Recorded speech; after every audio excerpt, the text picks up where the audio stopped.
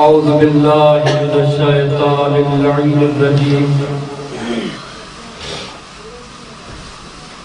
بسم اللہ الرحمن الرحیم الحمد للہ الذی نور قلوبنا بولایت العلیم وشرح صدورنا بمعرفت العلیم وأملأ قلوبنا بالذكر العليم وأبقى عيوننا في غم العليم الصلاة والسلام على سيد العلي وأب العلي وأم العلي وزوجة العلي وأبناء العلي وبنات العلي وشية العلي واللعنة على أعداء علي أما بعد فقد قال إله علي في شان علي بسم الله الرحمن الرحيم كل من عليها فان ويبقى وجه ربك ذو الجلال والإكرام صلوات اللهم صل على محمد وآل محمد بزرگان سے اجازت چاہتے ہوئے میں مختصر مجلس شروع کرنا چاہتا ہوں سورہ رحمان جسے عروس قرآن کہا جاتا ہے اس میں سے دو آیات کی تلاوت کا شرف حاصل کیا ہے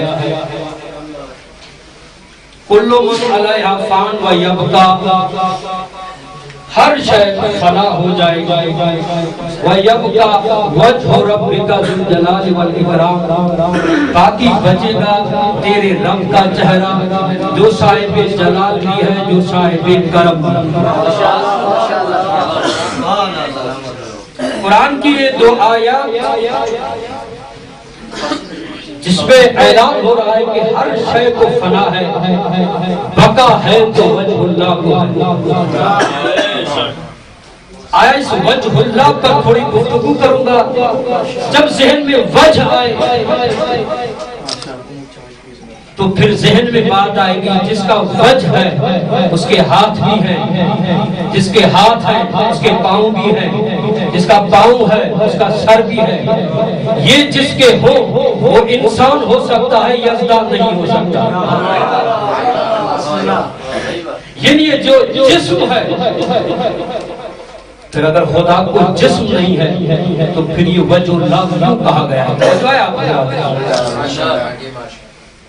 جسم تین چیزوں کا محتاج ہے عرض طول عمق یہ تین جسمیں ہوں وہ جسم کہلاتا ہے اور خدا ان تینوں سے منزہ اور پاک ہے عمق جس میں آ جائے عرض جس میں آ جائے طول جس میں آ جائے وہ جسم ہے اور جو جسم رکھتا ہو وہ خدا نہیں ہو سکتا ماشاءاللہ ماشاءاللہ اب دیکھیں اس مقام پر میں کچھ عرض کرنا چاہتا ہوں خدا نے ایسی مخلوقات بنائی ہیں جو ہے مگر نظر نہیں آتی ہوا ہے نظر نہیں آتی خوشبو ہے مگر نظر نہیں آتی بدبو ہے مگر نظر نہیں آتی رحمت ہے مگر نظر نہیں آتی لعنت ہے مگر نظر نہیں آتی ایسی موجودات ہیں وہ نظر نہیں آتی خدا ہے مگر نظر نہیں آتا پھر فرما رہا ہے کل من علیہا فان ہر شے فنا ہو جائے گی باقی بچے گا اس کا چہرہ اور جس کی صفت یہ ہے کہ جو صاحب جلال بھی ہے اور صاحب کرم بھی ہے اب یہ وجہ لفظ جو ہے قرآن میں مکمل 4 مرتبہ یہ وجہ رب کا وجہ کا یہ جملہ لفظ ہی آیا ہے یہ وجہ کی معنی کیا ہے ویسے تو بہت ساری معنی بیان کی گئی ہے مگر میں یہاں پر 2 معنی اور 2 لغتوں سے نکال کر آپ بزرگوں کی خدمت میں پیش کرنا چاہتا ہوں لسان العرب والے نے لکھا کہ اس وجہ کی معنی ہے سید اور سردار توجہ چاہتا ہوں دیکھیں حوضے میں یا 2 طرح کی مجلسیں ہوتی ہیں ایک تو جیسے کہتے ہیں مجلس پروفیسری، ڈاکٹروں والی مجلس، یعنی پڑھیں بھی خود اور سنیں بھی خود، اور ایک ہوتی ہے ذاکری مجلس، یعنی جس کو ہم کہتے ہیں نکتہ سسٹم، اور جو بڑے پروفیسر ہیں وہ بہادر ہیں، جو بولے نہ بولے وہ خود پڑھتے رہتے ہیں، مگر میں اتنا بہادر نہیں، آپ کا ساتھ چاہیے۔ صلوات پڑھیں محمد و آل محمد کی عظمت پر۔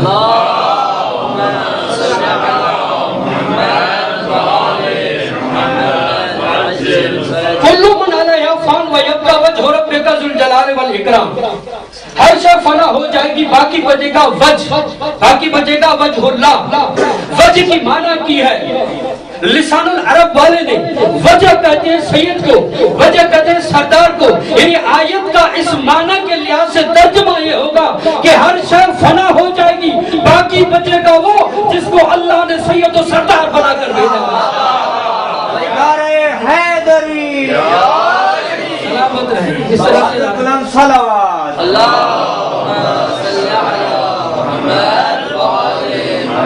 اور اس کا ترجمہ ایک اسی لفظ کا ترجمہ شیخ حسن مصطفی نے اپنی کتاب میں لکھا کلمات قرآن میں، کہ جس میں اس کا معنی لکھا ہے کہ ما ہوا، کہتے ہیں وجہ اس کو کہتے ہیں جو اتم ہو اور اکمل ہو، کس کے لیے؟ معرفت کرانے کے ذریعے میں۔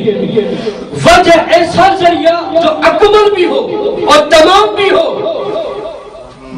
لے معرفتی ہی، معرفت کرانے میں کامل ذریعہ جو ہو اس کو وجہ اللہ کہتی ہے، یعنی دیکھو اس کو سمجھ میں خدا ہے، ایسا عظیم وجہ اللہ، دیکھیں اس کو خدا یاد ہے۔ خدا کی معرفت کرانے کا اتمم اور اکمل ذریعے کو وجہ اللہ کہتی ہے۔ یہ لغات کا میں نے سہارا لیا۔ اب شیعہ سنی تفاسیر میں جو متفق جملہ ہے اس وجہ کے بارے میں وہ یہ ہے کہ وجہ اللہ اس وجہ سے مراد ہے انبیاء، اس وجہ سے مراد ہے اولیاء، یعنی ایسے انبیاء جنہوں نے خدا کا تعارف کرایا ہے، ایسے اولیاء جنہوں نے خدا کی معرفت کرائی ہے۔ توجہ ہے آپ حضرات؟ یعنی یہ متفق دونوں نے ترجمے کیے ہیں اور تفاسیر کی ہے۔ اس کی معنی یعنی وہ وجہ جو معرفت کرانے کا ذریعہ ہے وہ انبیاء ہے، وہ انبیاء نے آگے بتایا ہے کہ سب کا خالق خدا ہے، سب کا مالک خدا ہے، سب کا رازق خدا ہے۔ توجہ چاہتا ہوں آپ حضرات کی۔ تو اب دیکھیں، اور پھر اس میں ایک تفسیر میں میں نے دیکھا، تفسیر ابو حمزہ صومالی میں امام صادق علیہ السلام نے فرمایا،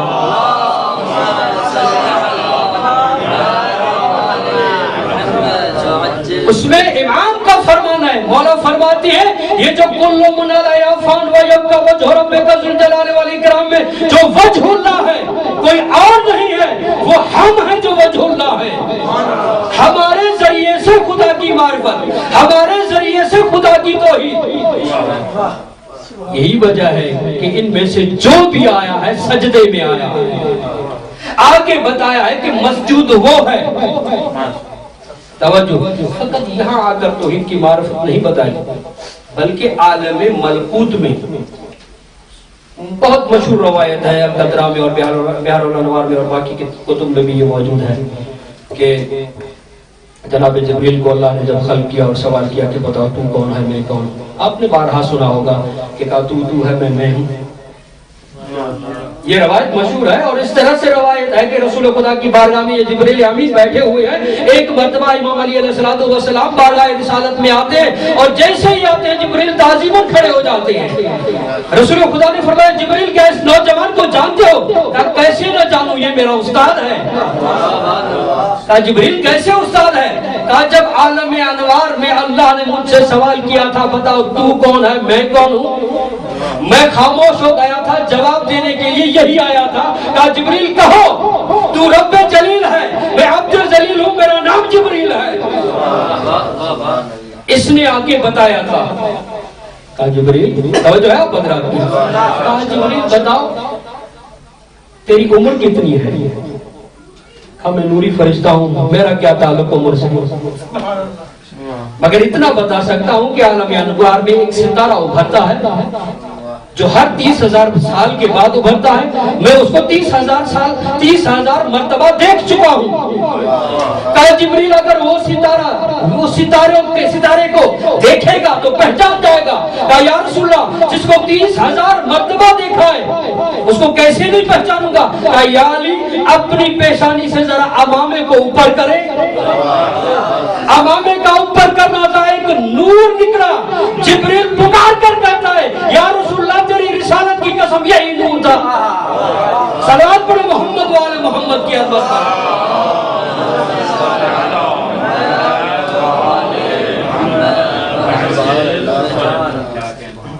تو یہ وجہ اللہ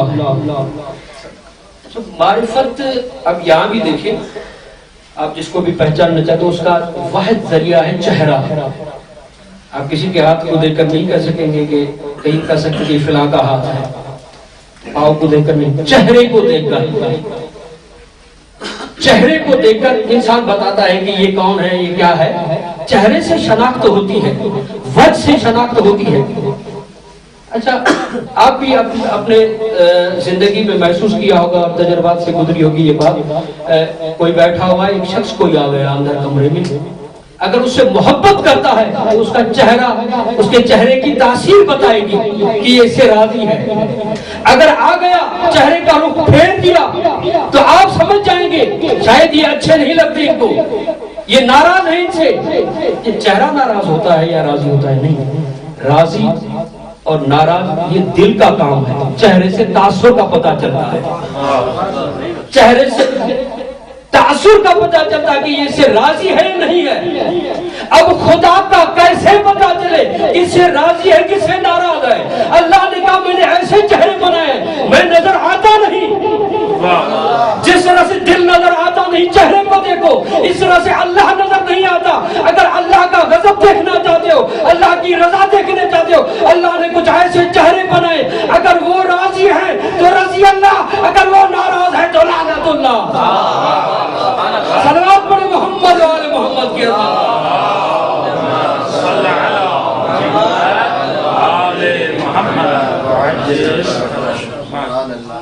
یہ چہرہ ہے. مولا نے فرمایا وہ چہرے ہم ہیں جس سے خدا کی معرفت ہوتی ہے.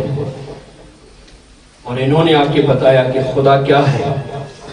اور پھر یہ معرفت ہے جس پر انسان کی قیمت بنتی ہے. میں اپنے موضوع سے مسلسل ہو گیا، اگر آپ کے ذہنوں میں محفوظ ہوگا. میں نے عرض کیا تھا اسی منبر سے کہ اگر کہیں موقع ملا تو اس لفظ معرفت پر آگے گفتگو کریں گے. لفظ معرفت کے لیے میں نے عرض کیا تھا یہ معرفت کرانے کا ذریعہ ہے. وہ حدیث قدسی جو مشہور ہے میں نے بیان کی تھی کہ کنتو کنزن مخفیہ میں چھپا ہوا خزانہ تھا، چھپایا ہوا نہیں، چھپا ہوا خزانہ تھا.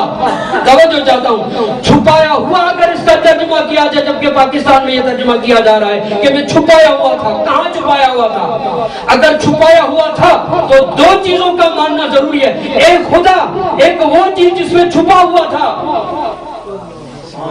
اس حدیث نے آگے چل کے بتایا احببت ان اعرف، میں نے چاہا کہ میں ظاہر ہو جاؤں، میں پہچانا جاؤں.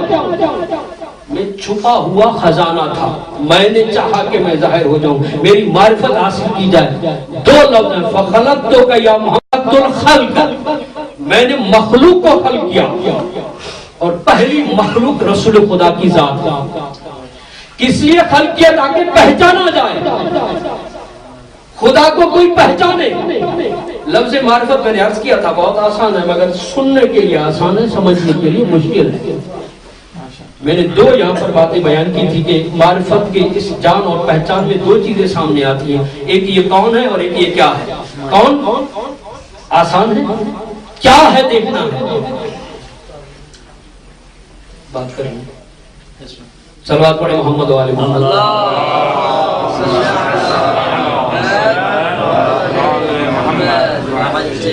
تو معرفت کرانے کے لیے آئے ہیں. اب معرفت لفظ ہے کیا؟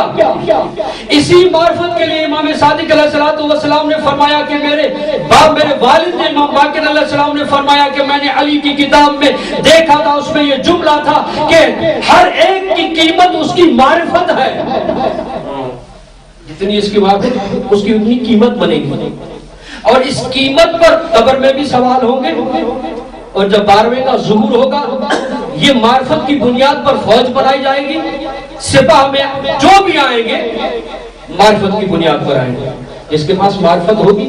مجلسوں میں لفظ بہت معرفت ہم نے خود بھی کہا ہے اور سنا بھی ہے، مگر اب چاہتا ہوں کہ وہ درس جو میں نے بزرگوں سے حاصل کیا ہے چند جملے آپ کی خدمت میں پیش کر دوں۔ لفظ معرفت پر پھر میں عرض کروں، معرفت قبر میں بھی معرفت کا سوال، اور جب امام آئیں گے کیونکہ معرفت پر قیمت بنتی ہے، جب امام کا ظہور ہوگا ہر ایک دعائیں مانگتے ہیں کہ امام آ جائیں، ہر ایک کی یہی کوشش ہے، اور پھر آپ دعاؤں میں جا کے پڑھیں گے کہ اَيْنَ وَجْهُ اللَّهِ الَّذِي يَتَوَجَّهُ إِلَيْهِ الْأَوْلِيَاءُ، وہ کہاں ہے وجہ اللہ جہاں اولیاء خدا متوجہ ہوتے ہیں، جب اس امام کا ظہور ہوگا۔ اور روایات میں لکھا گیا ہے کہ 313 مولا کے علمدار ہوں گے یا جبیر ہوں گے، اور اس میں باقی جو فوج میں شرکت کرنا چاہتا ہے کہ ان کی بھی شرائط ہے یا نہیں ہے، اور مولا آ کے بیعت لے لی۔ اب اس مجمع میں جو بیٹھے ان کی بھی یہی دعا ہے اور تمنا ہے کہ امام کا ظہور ہو جائے، اور ہر ایک مومن کی، ہر ایک ولی کی، ہر ایک عزادار کی یہی دعا ہے کہ امام کا ظہور ہو۔ فرض کرے امام کا ظہور ہو جائے، مجمع سے کسی کو کہیں کہ آپ اٹھیں، میں آپ کو خریدنا چاہتا ہوں، بتائیں قیمت کیا ہے؟ توجہ ہے آپ حضرات؟ اب یہاں سے میرے لیے تو مشکل بات تھی اور آپ کے لیے آسان ہوگی، اسی لیے بیان کر رہا ہوں کہ میرے لیے بھی آسان ہو جائے۔ صلوات پڑھیں محمد و آل محمد کی عظمت پر۔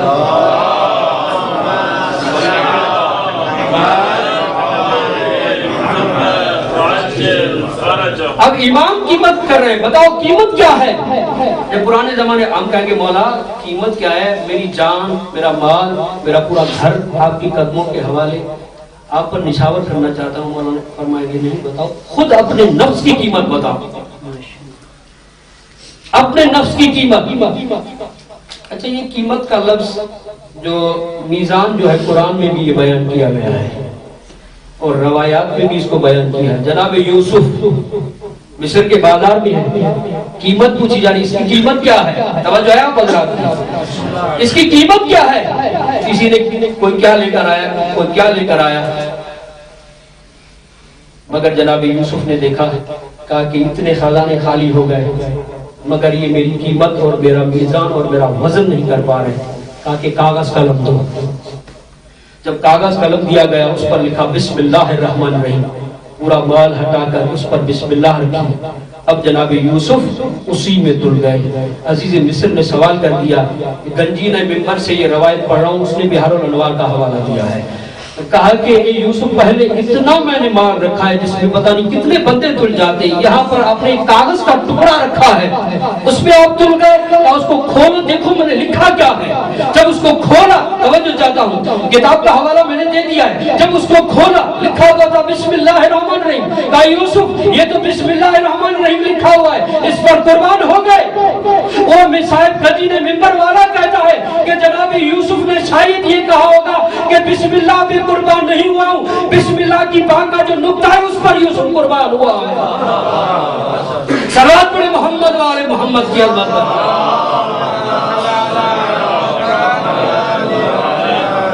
جیسے اپنی قیمت بتائی، پھر شب ہجرت آ جائے، علی کے نفس کی قیمت، مرضی خدا، علی کی قیمت۔ اگر اس کو میں پڑھوں گا تو وہ عشرے کی بحثیں ہوتی ہے کہ تھوڑی تھوڑی بات کو تھوڑا کھولے تاکہ ٹائم پاس ہو جائے، یہاں میرے پاس ٹائم ہے نہیں، پاس نہیں کرنا ہے اور کچھ عرض کرنا ہے۔ تو اب دیکھیں مولا علی کے نفس کی قیمت۔ اب ایک دیوانہ ہے جس کے قصیدے اور اشعار یہاں پڑھتے رہتے ہیں، تذکرہ ممبر پر ہوتا رہتا ہے، بہلول۔ اس سے ہارون نے سوال کر دیا تھا، بہلول بتاؤ تیار ہو کے آیا کہا کہ بتاؤ میری قیمت کیا ہے؟ سر سے لے کر پاؤں تک ایک مرتبہ دیکھا اور دیکھ کر فرمایا 3000 درہم۔ کہا کہ 3000 کا یہ میرا کمر بند ہے۔ بہلول نے کہا کہ ہارون قیمت اس کی ہے، تجھ سے پوچھتا کون ہے؟ قیمت تو اس کی ہے۔ اچھا پرانے زمانے میں غلام ہوتے تھے، ان کی قیمتیں لگائی جاتی تھی، بازار لگتے تھے غلاموں اور کنیزوں کی۔ غلام کو لے کر آئے، اس کی کیا ہے؟ کہا 20 درہم۔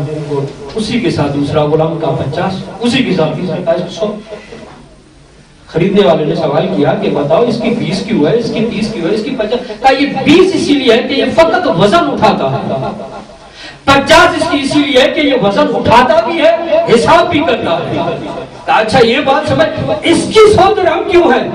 کہا وزن بھی اٹھاتا ہے، حساب بھی کرتا ہے، پھر یہ میرا غلام ہے، دن کو بلاؤں آ جاتا ہے، رات کو بلاؤں آ جاتا ہے، گھر میں بلاؤں آ جاتا ہے، گلی میں بلاؤں آ جاتا ہے، مسجد میں بلاؤں آ جاتا ہے، میدان میں بلاؤں آ جاتا ہے، یعنی ہر مقام پر اس کو بلاتا ہوں یہ آ جاتا ہے۔ یعنی اطاعت، اس کی قیمت جو بڑی ہے یہ اطاعت کی بنیاد پر بڑی ہے۔ ان کی قیمت اطاعت اور معرفت پر، جو مولا کہے اس کو مانو، جو جس کو روکے اس سے رک جاؤ، یہی معرفت ہے۔ تاکہ اسی لیے اس کی قیمت زیادہ بڑھ گئی ہے۔ اب امام سوال کر رہے ہیں، امام اعظم علیہ السلام بتاؤ تیری قیمت کیا ہے؟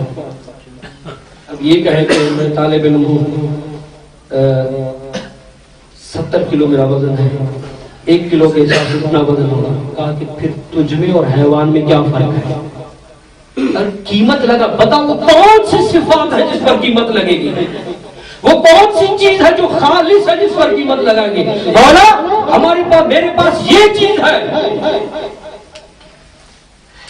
اس کی میں قیمت لگانا چاہتا ہوں۔ مولا میرے پاس یہ ہے، وہ کون سی چیز ہے ہم نے اپنے پاس رکھی ہے جو زندگی میں بنائی ہے، جس کی ہم مولا کے سامنے قیمت بنائے؟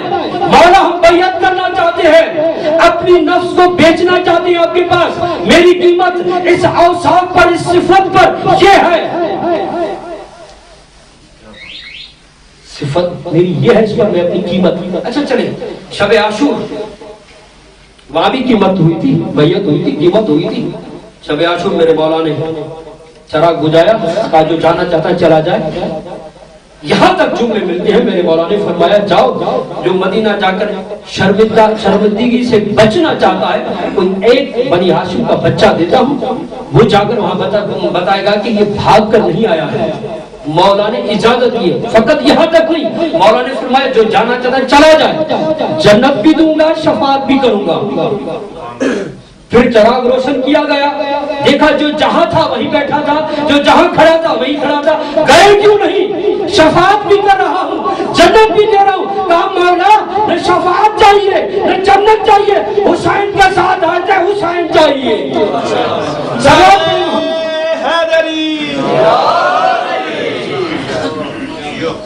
مولا حسین کے ساتھ آئے تھے، مولا ہم نے تو اپنے نفسوں کو آگ کے حوالے کر دیا ہے، اپنے جنت کی ضرورت ہے شفاعت کی۔ جس کے ساتھ حسین ہے ان کو یقین تھا کہ جس کے ساتھ حسین ہو وہ جنت میں حتمی جائے گا، شفاعت اس کی ہوگی۔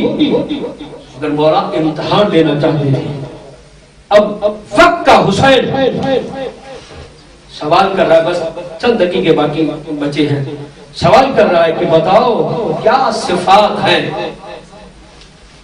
اس نے اپنی قیمت بنائی؟ آج جس کے سیروں کی مجلس ہے نا، مرحوم سید عبدالجلیل نقوی صاحب، اس نے اپنی قیمت بنائی ہے۔ دلیل یہ ہے کہ امام رضا کے شہر میں ان کا تذکرہ ہو رہا ہے، فاتح پڑھائی جا رہی ہے، ان کے لیے دعائیں کر رہے ہیں۔ اس سید عالم بزرگوار نے اپنی قدر و قیمت بنائی، وہ اس معرفت کے اس مقام پر تھے کہ جس کے وسیلے سے معرف اہل بیت کا بیان کیا جا رہا ہے، کہ آل محمد کے احادیث کو بیان کیا جا رہا ہے، اس کی معرفت تھی، وہ سبب بنے ہیں سید بزرگوار اور شجاع سید عالم با عمل۔ پاکستان میں کچھ ایسے بھی دور گزرے ہیں کہ ایسے حالات گزرے ہیں کہ دشمنوں نے سازشیں کی ہیں قائد محترم پر. ایک یہ شخص تھا وفاداروں میں سے، ایک یہ بھی تھا کہ جس نے ساتھ دیا. کیوں ساتھ دیا؟ یقین تھا کہ شیعہ، توجہ چاہتا ہوں، شیعہ بکتا بھی نہیں ہے بکتا بھی نہیں ہے. کسی بھی دور میں شیعہ بکا نہیں ہے. بکا وہ کرتا ہے جو دنیا کو آباد کرے اور جو دنیا کو آباد نہ کرے بلکہ علی کی سیرت پر چلتے ہوئے کہے کہ یہ دنیا کچھ نہیں ہے، سب کچھ علی ہے. اور پھر جب علی والا مر جاتا ہے تو وہ مرتا نہیں ہے. جو بھی مرتا ہے وہ مرتا نہیں ہے. علی علیہ السلام نے فرمایا تھا کہ یہاں ہمدان میم تو یرنی، جو بھی مرنے والا ہے مجھ علی کو دیکھے گا. موت علی کے دشمنوں کے لیے اور ہمارے لیے موت موت نہیں ہے بلکہ علی کی زیارت کا پیغام ہے. بر محمد وآل محمد صلوات. استقامت دیکھیں. جب قائد محترم کو اپنے چھوڑ کر چلے گئے، کبھی کبھی یہ ہوتا ہے کہ غیر اپنے بن جاتے ہیں اور اپنے غیر ہو جاتی ہیں. جب ایسے معاملات تھے، ایسے حالات تھے، اپنے قریبی چھوڑ کے چلے جا رہے تھے. یہ سید بزرگوار قائد محترم کے ساتھ ساتھ چل رہے تھے. جتنے بھی حالات آئے، پاکستان میں جتنی بھی سازشیں کی گئی، ان کا ساتھ دیا. بدتمیزی کے طوفان اٹھے. جو بزرگ ہیں وہ جانتے ہیں قائد محترم کو پتہ نہیں کیا کیا کہا گیا. ہر ایک کو جواب دینے والے ان وفادار ساتھیوں میں سے ایک آغا صاحب بھی تھے. اخلاق، اعلیٰ اخلاق رکھنے والے. مجھے میرے دوست بتا رہے ہیں کہ ایک مدرسے میں وہ پڑھایا کرتے تھے کہ وہاں طالب علم کلاس میں بیٹھے ہوتے، جب آغا صاحب کا نام سنتے تو کہتے کہ ہماری تھکاوٹیں دور ہو جاتی تھی. وہ اتنے با اخلاق کریم استاد تھے کہ جس طرح سے واقعی ایک استاد کو باپ کے درجے پر ہوتا ہے، اسی طرح سے وہ اپنے طلاب سے محبت کرنے والے تھے اور حقوق بشر کا مکمل لحاظ کرنے والے. اور سید اس راہ میں چلتے ہوئے اس دنیا سے چلے گئے، مگر ہمارے دلوں میں زندہ کہ ان کی معرفت ہے، کہ ان کی زندگی اتنی عظیم گزری ہے کہ فقط یہاں نہیں، سید بزرگوار کے تذکرے قم المقدس میں ہو رہے ہیں، نجف میں ہو رہے ہیں، مشہد میں ہو رہے ہیں، اور ہر جگہ پر مقدس مقامات پر فاتح خانی اور نائب زیارتیں ہو رہی ہیں. فقط قیمت و قدر دنیا میں بنائیے. میرے مولا نے فرمایا کہ دنیا میں اس طرح رہو، اس طرح سے رہو کہ لوگ آپ کی زیارت کے متمنی ہوں. جب آپ چلے جائیں تو یاد کریں آپ کو. اور پھر میں اسی میں ہمارے مولا نے فرمایا ہے کہ اپنی زبان کو اپنے اختیار میں رکھو. وہ ملعون شخص جس کی زبان کی وجہ سے اس کا احترام کیا جائے، اس کی بد اخلاقی کی وجہ سے. کبھی کبھی ایسے مورد آ جاتے ہیں، مگر عالم دین ایسے نہیں کرے گا. اور جو حسینی مکتب کا طالب علم ہو، امام صادق کے مکتب کا طالب علم ہو، جو امام زمانہ کا سپاہی ہو، وہ کبھی بھی بد اخلاق نہیں ہو سکتا. ایک دوسرے کا خیال رکھیں گے، ایک دوسرے کے حقوق کا خیال رکھیں گے. بہرحال یہ علماء نے سیرت چھوڑی ہے. علماء کی سیرت پر چلتے ہوئے ہم اس مشہد میں آئے ہیں، اور مشہد میں ہر ایک کی یہ کوشش ہے کہ ہم امام زمانہ کے سپاہی اور امام زمانہ کے اصحاب میں ہمارا شمار ہو.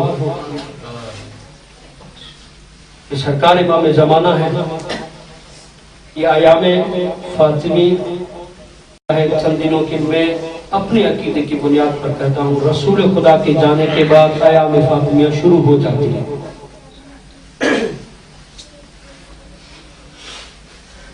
کیونکہ مختلف روایتیں اس نے 45 دن یا 75 یا 95 دن کی لکھی ہے، مگر جیسے رسول خدا گئے ہیں اس دنیا سے، راوی کہتا ہے کہ 28 تاریخ کو اس دنیا سے رسول گئے ہیں. پہلی ربیع الاول تھی. میرا گھر مدینے کے ساتھ تھا. میں نے دیکھا کہ دن تھا اور میں نے نبی کے گھر سے دھواں اٹھتے ہوئے میں نے دیکھا. میں سوچ رہا تھا کہ عرب کا رواج بھی یہی ہے اور سنت بھی یہی ہے کہ جو اس دنیا سے چلا جائے کم سے کم 3 دن اس کے گھر میں چولہا نہ جلے. میں سوچتا ہوا مدینے میں آیا, دروازہ زہرا پر دیکھا, چولہے کی آگ نہیں تھی, دروازہ جلا ہوا تھا. لوگوں کی بھیڑ تھی. میں نے دیکھا کہ خالی دروازہ جلا ہوا نہیں تھا, اس دروازے کے پیچھے ایک مزدور تھی جو آہو پکار کر رہی تھی. عزادارو, علماء یہی پڑھتے ہیں جب بی بی زخمی ہوئی تھی نا اپنے بیٹے کو پکارتی تھی. جزاکم اللہ. عزادارو, جس سے آپ کی آواز ہے بولا نا, میں نے ایک روایت پڑھی تھی لوائج الاحزان میں, کہا کہ یہ ورقہ بن عبداللہ کہتا ہے رات کا ٹائم تھا, زہرا کی شہادت ہو چکی تھی, رات کا ٹائم تھا, مسجد نبوی سے ایک رونے کی بلند آواز سے چیخے مار کے کوئی رو رہا تھا. میں آواز سن کے مسجد میں گیا, دیکھا کہ مسجد کے کونے میں علی رو رہے ہیں. کہہ رہے زہرا مجھے اپنے زخموں کا نہیں بتایا. جزاکم اللہ, جزاکم اللہ. حاضر آوازوں کو بلند کرے, امام رضا کی آوازوں پر ہم نازل کرے. حاضرو, ابھی 1 ربیع الاول کی راوی کہتا ہے میں آیا, دروازہ جلا ہوا تھا. حاضرو, دروازے کو جب آگ لگی نا, اس دروازہ لکڑی کا تھا, 3 گیل تھے, آگ لگی, تینوں سرخ ہو گئے. ادھر سے ٹھوکر لگی, ادھر سے دروازہ گرا. ان 3 گیلوں نے کیا کیا, پسلیاں ٹوٹ گئی. کہا کوئی ہے؟ جزاکم اللہ. حاضر جناب سیدہ, یہ 3 کیل لگے تھے نا, مولا علی علیہ السلام کہتے ہیں ورقہ کو بتا رہے ہیں کہ میں کیا زخموں کا بتاؤں. دروازہ گرنے کے سبب پہلی پسلیاں ٹوٹ گئی تھی, تماچے لگے تھے, رخسار زخمی تھا, اور تلوار کا نیام مارا گیا ہاتھ زخمی تھا. حاضرو, جب جیسے یہ دروازہ گرا ہے نا, بس ایک جملہ میں پڑھنا چاہتا ہوں, جتنا آپ روئے مولا یہ آپ کی آوازوں پر ہم نازل کرے, اور مولا ان آنسوؤں کو اپنی بارگاہ میں قبول فرمائے. عزادارو, ویران قبروں پر آج بھی امام زمانہ رو رہے ہیں. عزادارو, یہ 3 کیل لگے ہیں نا. عزادارو, امام چھٹے امام نے زیارت پڑھی ہے بی بی کی, کہا کہ میرا سلام ہو اس مظلومہ بی بی, میرا سلام اس متحرہ بی بی پر, میرا سلام اس مجتہدہ بی بی پر.